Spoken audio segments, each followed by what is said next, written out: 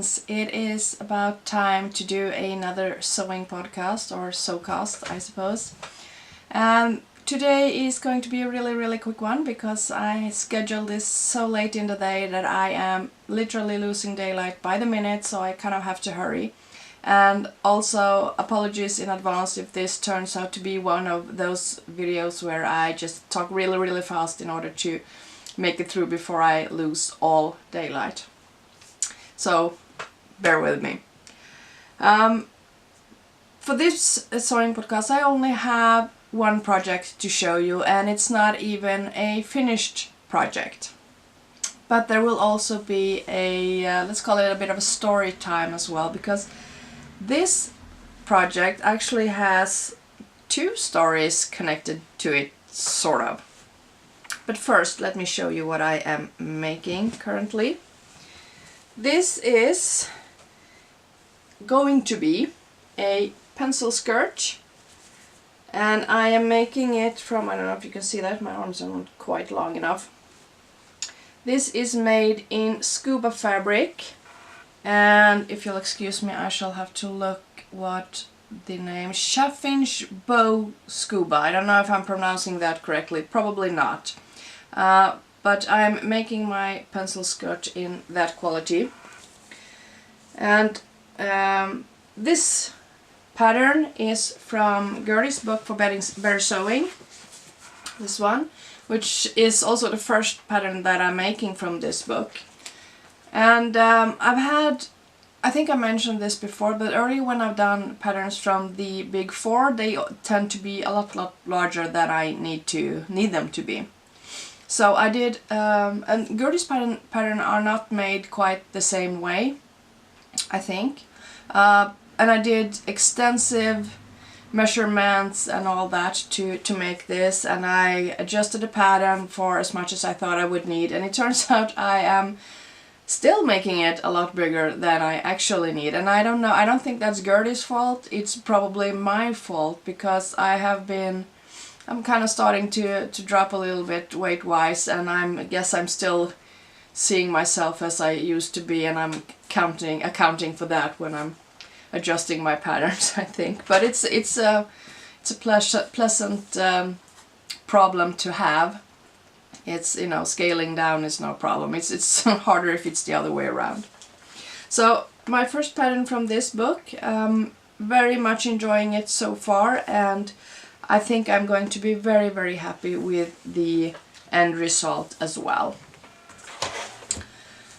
Now, where to start? First, apologies about my wet hair. I had some training and I just got out of the shower, so that's why.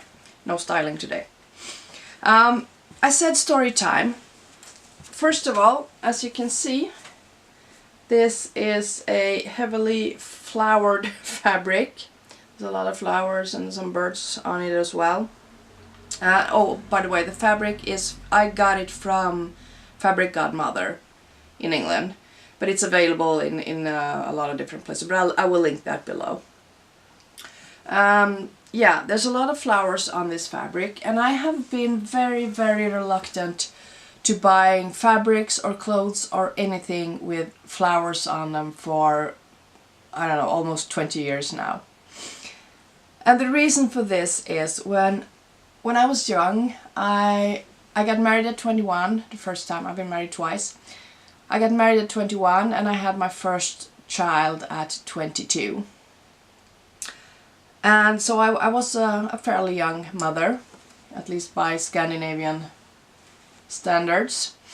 And when he started school, we had, you know, you have all the meetings with the parents and all that. And I went to one of these meetings, and it turns out, when I'm sitting, this is in the early 90s, or the late 90s maybe.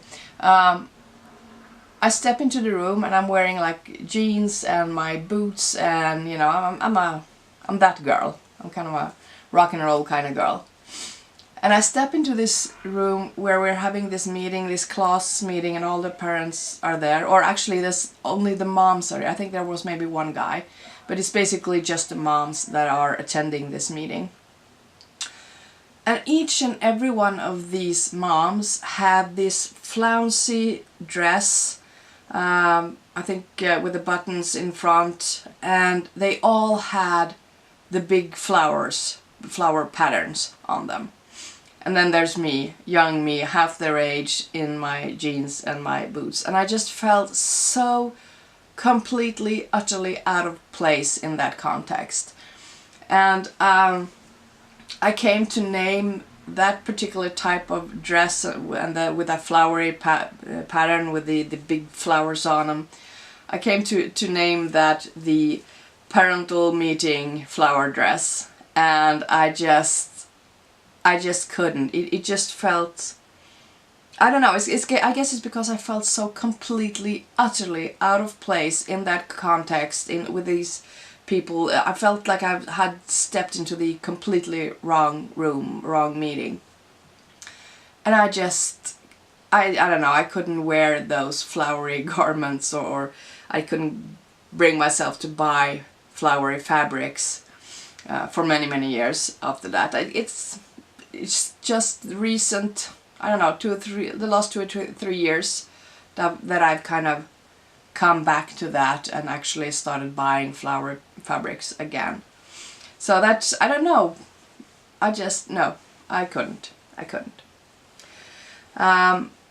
But as you can see, this is a flowery fabric, and this kind of leads me into the next story. When I saw this fabric online, I fell instantly in love. It was just, you know, I gotta have that. It's just, that's for me. I need to make something of that fabric. So I ordered quite a lot of this. I have a lot left over from it. I have, you know, cut the entire skirt, way too big. And there's the lining and all that as well. Of course, I haven't added that just yet. I'm waiting for the zippers. I had to order those yesterday, so I hope they will arrive this week. But I saw this fabric, I fell instantly in love, even though yellow isn't usually a color that I gravitate towards. But, you know, I saw this and yes, I need to have that fabric. So I ordered it, and it's like, I don't know, 2 years ago, I think, almost. Close to 2 years anyway. And yeah, I just felt instantly in love with it and felt that, you know, I have to have this fabric. There's something, there was like a I don't know, connection of some kind there. So I ordered the fabric and I got it. I ordered a lot, so I got a lot left over that I can do other stuff with as well. And it wasn't until yesterday that it dawned on me why I had gravitated so much towards this particular fabric. So some of you might know that I have been going through a rough time lately. There's been, I think I mentioned it for several weeks, that it's, you know, it's been a rough week and so on and so forth. And in my knitcast Sunday, I was absolutely devastated. I still am. I'm just getting better at hiding it, I guess.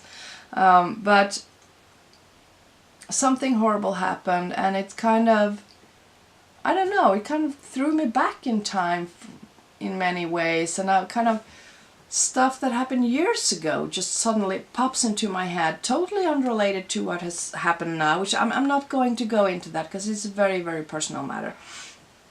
But I've had kind of all these old memories that's kind of been popping into my head, and one of those memories is the yellow skirt, the yellow pencil skirt. Because there is actually a yellow pencil skirt way, way, way back. We're talking like more than 30 years ago, 32, 33 years ago. Back then I was a young teenager. I was playing in the my school's marching band, and we had gone away for, I think, like a weekend or a week or something, to meet a lot of other school marching bands from different schools and all that. And we did concerts together, and there was like a disco at night, and it was a lot of fun stuff. Anyway, on I think the Saturday before we were going home, there was like this disco kind of thing. And me and my friend, my best friend also was in the marching band, had met two girls from a different band. They were best friends as well, and we were all four of us were going to go to this disco together. Now the fun thing is, the other two girls, one of them had the same first name as me and the same last name. We were like, we had the same name. But she was so pretty. I looked at her and I felt huge and big and clumsy in comparison. But I wasn't huge, nor big, nor clumsy. Really, I just felt like that, because she was so... She was shorter than me, she was kind of petite, and she was this beautiful, beautiful girl. She had this long, semi-curly hair. I also had quite long hair. No, I didn't. I had actually cut my hair. She had a long, dark, curly hair. And I just, looked at her and I was, wow, that's what I want to look like.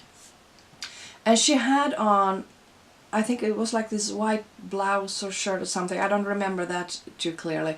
But she also had this yellow, bright yellow pencil skirt as well. There was no pattern on it, there was no flowers, but it was pretty much this yellow color. At least that's how I remember it.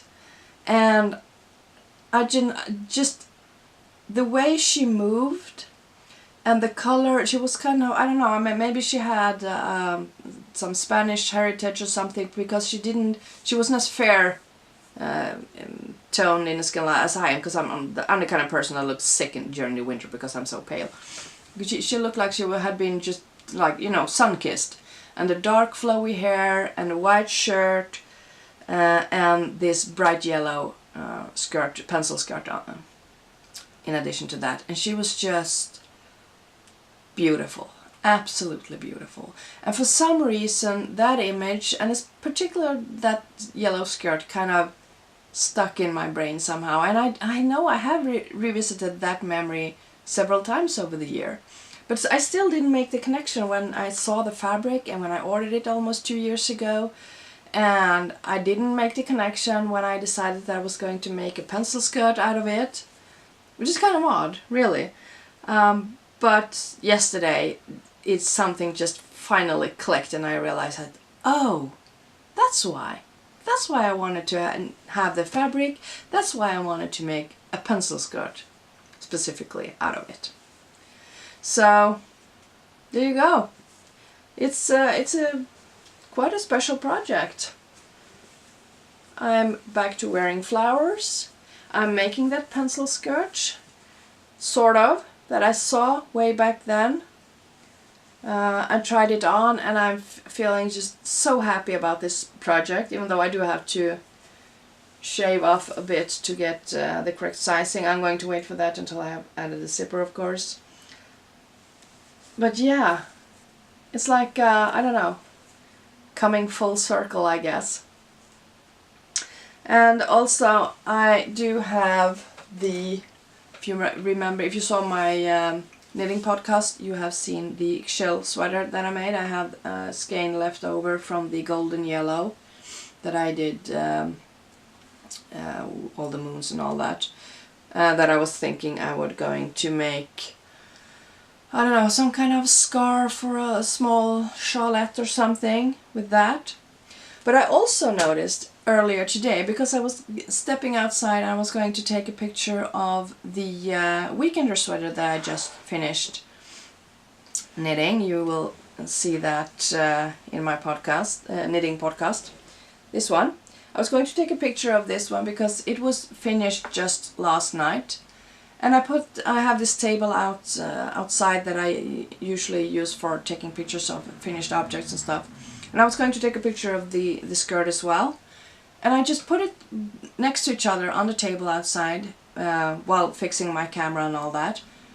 And I realized that, wow, those two go really, really well together. So I'm going to pop in a picture here of what it looked like. I took a picture of it. It's also, you can see it on Instagram as well. So I kind of unintentionally got you know, I got a sweater that goes with my pencil skirt as well, which was kind of fun. So yeah, great bonus. And yeah, that's it for this week. I haven't had much time for sewing. There's been a lot of other stuff going on, and but I am trying to get back to it. I'm trying to keep myself busy. I'm trying to, yeah. So this one should be a finished object next time on my next sewing podcast. And I will leave the links below for the fabric and for the Gertie's pattern book as well. I guess you could find it on Amazon. I'll see if I can find that and link that below as well. So, yeah, that's it. Very, very happy about this, and yeah, that should be done by the next time we meet in the sewing podcast, and hopefully I will have a couple of other things as well to show you that.